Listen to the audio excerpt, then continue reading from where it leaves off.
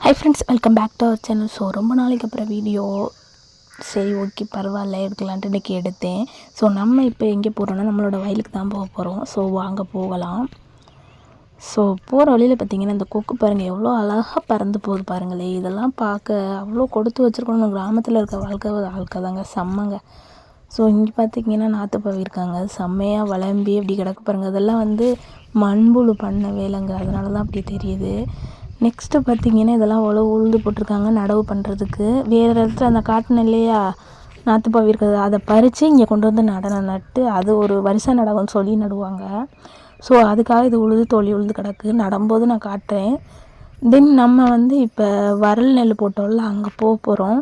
So அதுக்கு முன்னாடி இந்த சைடெலாம் உங்களுக்கு காட்டலாமேன்ட்டு காட்டுறேன். இந்த சைடு பாருங்களே ஆடெல்லாம் மேயுது, இருங்க காட்டுறேன். பாருங்கள் எப்படி இருக்குது ஆடு மேய்கிறது, அழகாக இருக்குல்ல. ஸோ இந்த ஆடு மேய்கிறது, மாடு, அதை சுற்றி தண்ணி, வயல்வெளி பார்க்க எவ்வளோ அழகாக கண்ணு குளிர்ச்சியாக இருக்குது. உங்களுக்கு இந்த மாதிரி எத்தனை பேர் மிஸ் பண்ணுறீங்க கிராமத்து வாழ்க்கையை சிட்டியில் போய் இருந்துட்டு? ஸோ என்னங்க சிட்டி வாழ்க்கை, கிராமத்து வாழ்க்கை தாங்க ஒரு சுத்தமான காற்று, தண்ணி. ஒரு மணி ஆகும், ஒரு மணிக்கு எப்படி இருக்கு பாருங்க வயல்காடு.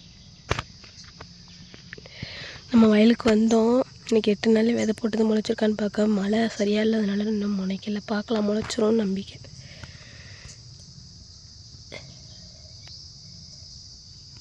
முளைச்சதுக்கப்புறம் உங்களுக்கு நான் வந்து அப்டேட் பண்ணுறேன். நீங்களும் முளைக்கணும் அப்படின்னு வந்து ப்ரே பண்ணிக்கோங்க. இது முளைச்சாதான் நீ வந்து நம்ம விதை எடுத்து நெல்லாக்கி நம்மளுக்கு சாப்பாடு. விவசாயம் பிடிக்கும் அப்படின்னா லைக் பண்ணிக்கோங்க. விவசாயம் பிடிச்சிருந்தா கமெண்ட் பண்ணுங்கள். அப்படியே நம்ம சேனலுக்கு